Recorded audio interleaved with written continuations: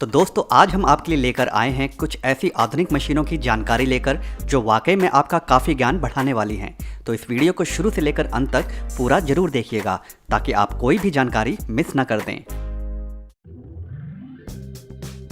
Roll forming machine shade के रूप में इस्तेमाल होने वाली शीट का निर्माण करने के लिए कुछ इस प्रकार की प्रक्रिया इस्तेमाल में लाई जाती है।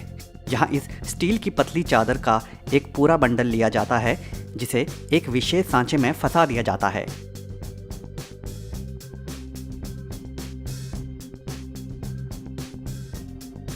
उसके पश्चात कारीगर इसके एक सिरे को खोलकर उसे इस मुख्य मशीन के पिछले सिरे में डाल देते हैं, जिसके बाद जैसे ही इस शीट को आगे की तरफ धकेला जाता है तो इस मशीन में लगे छोटे छोटे नॉब उसे एक आकार देना चालू कर देते हैं, जिसके कारण स्टील की इस चादर का लचीलापन खत्म हो जाता है और उसे स्थिरता प्रदान होती है।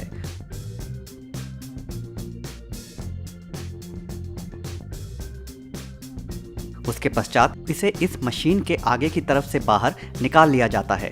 साथ ही साथ यह मशीन निर्धारित लंबाई में इन शीटों को काटती भी रहती है। रेटेक मॉड्यूलर हाउसिंग घर निर्माण के कार्य में यह तकनीक काफ़ी अधिक क्रांतिकारी तो है ही, साथ ही साथ कार्य को काफ़ी तेज गति से खत्म करने में भी अहम भूमिका निभाती है। यहाँ इस फैक्ट्री में एक घर का पूरा निर्माण किया जाता है।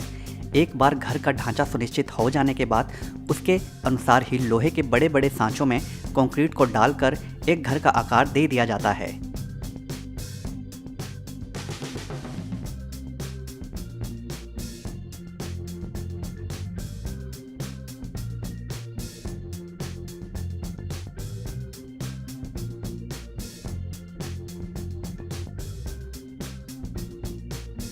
यही नहीं, घर का ढांचा बन जाने के बाद उस पर पेंट भी कर दिया जाता है और क्रेन की मदद से उसे वहां रख दिया जाता है जहां उसकी आवश्यकता होती है।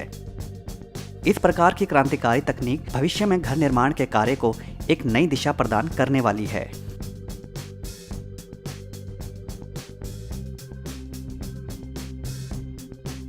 Three D pipe cutting machine Promotech company के द्वारा ही बनाई गई यह मशीन भी बड़े एवं विशालकाय लोहे के बड़े पाइप्स को काटने का काम करती है।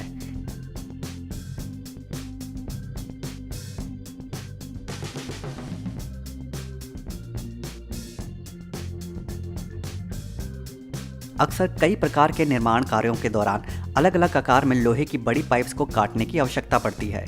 ऐसे में अगर पारंपरिक तरीके से पाइप को काटा जाए तो वहाँ पाइप को सिर्फ एक गोलाई के आकार में ही काटना संभव है, मगर लेज़र टेक्नोलॉजी से लैस यह मशीन पाइप को विचित्र से विचित्र आकार में काटने में भी सक्षम है।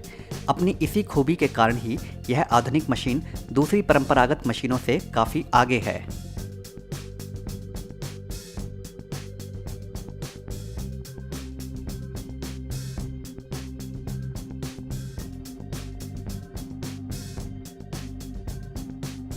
Fibre laser cutting machine laser technology पर काम करने वाली यह एक और मशीन पलक झपकते ही मोटे से मोटे लोहे के टुकड़े पर आवश्यकता अनुसार सुराख बनाने में सक्षम है।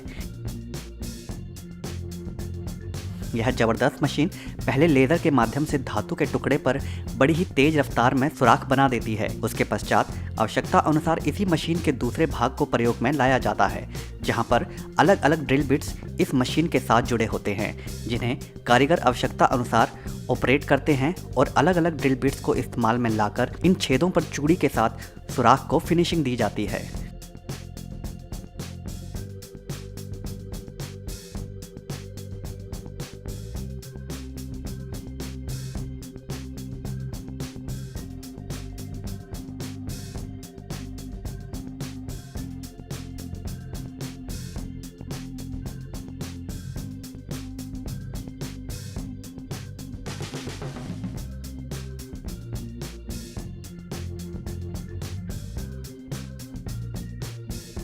बेवलिंग मशीन यह जबरदस्त मशीन लोहे की बड़ी एवं भारी भरकम शीट्स के किनारों को धार रहित बनाने का काम करती है। अक्सर कई प्रकार के लोहे के विशाल ढांचों के निर्माण के लिए किनारे से धार रहित लोहे की शीट्स का इस्तेमाल किया जाता है।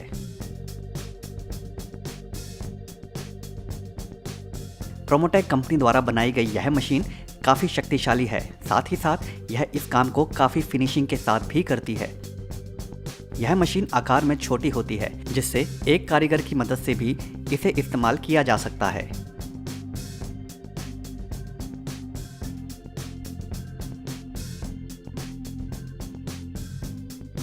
इस मशीन के माध्यम से हर प्रकार की मोटाई वाली लोहे की शीट के किनारों को धार रहित बनाया जा सकता है। यही नहीं, यह मशीन सिर्फ सीधे लोहे के टुकड़ों के किनारों को ही नहीं, बल्कि गोल पाइप के किनारों को भी धार मुक्त बनाने में माहिर है।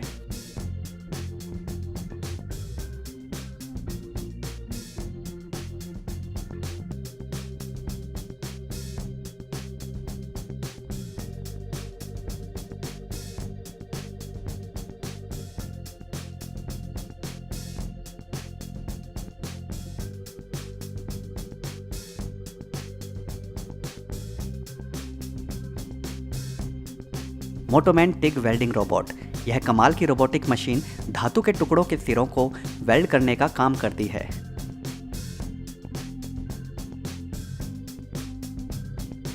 यह रोबोटिक मशीन लेजर टेक्नोलॉजी के माध्यम से धातु के टुकड़ों को वेल्ड करती है।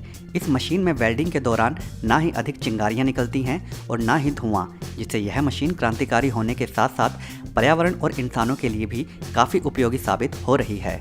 वेल्डिंग करने के परंपरागत तरीके से विपरीत यह क्रांतिकारी मशीन काम को फिनिशिंग के साथ तो करती ही है, समय भी काफ़ी कम लेती है वेल्ड करने में।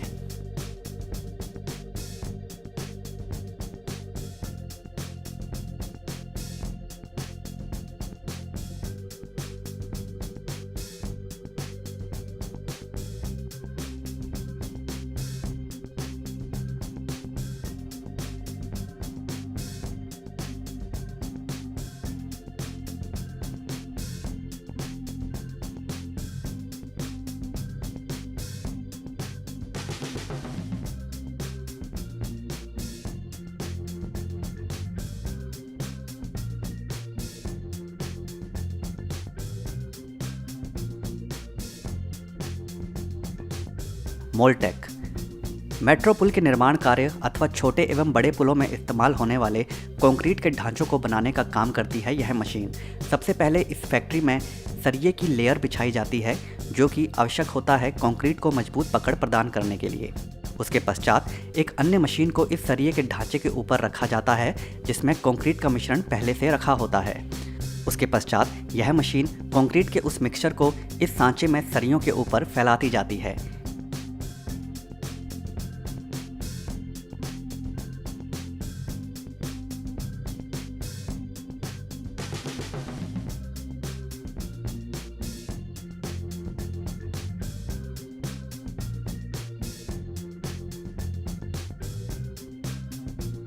इसके तुरंत बाद ही एक अन्य मशीन के माध्यम से इस बिछाए गए कंक्रीट को समतल किया जाता है, ताकि वह एक बराबर रहे इस सांचे में।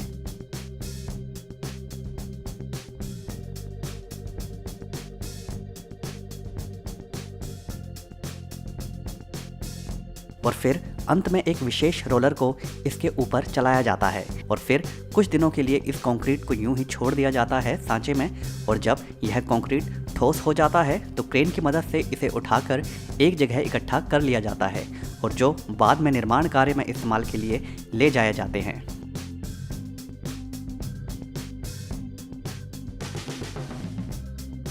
वॉलर्ट व्हील। यहाँ पर इस फैक्ट्री में रेलवे ट्रैक के नीचे रखे जाने वाले सीमेंट के स्तंभों, जिन्हें रेलवे स्लीपर भी कहा जाता है, का निर्माण किया जाता है। इन स्लीपर्स को बनाने के लिए सबसे पहले लोहे के सांचे में कंक्रीट को भरा जाता है, जिसे बाद में आगे अनगिनत तरीकों से आकार दिया जाता है।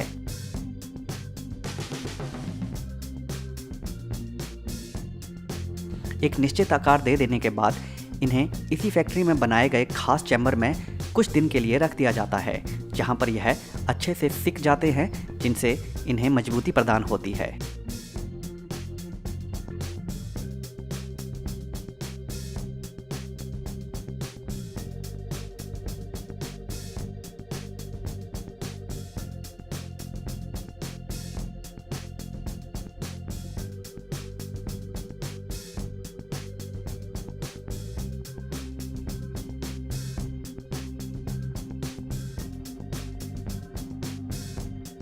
और फिर अंत में इनकी अच्छे से जांच की जाती है, ताकि कोई भी स्लीपर आकार में अलग ना हो, और उसके बाद इन्हें रेलवे अधिकारियों के पास भेज दिया जाता है रेलवे ट्रैक के निर्माण के लिए।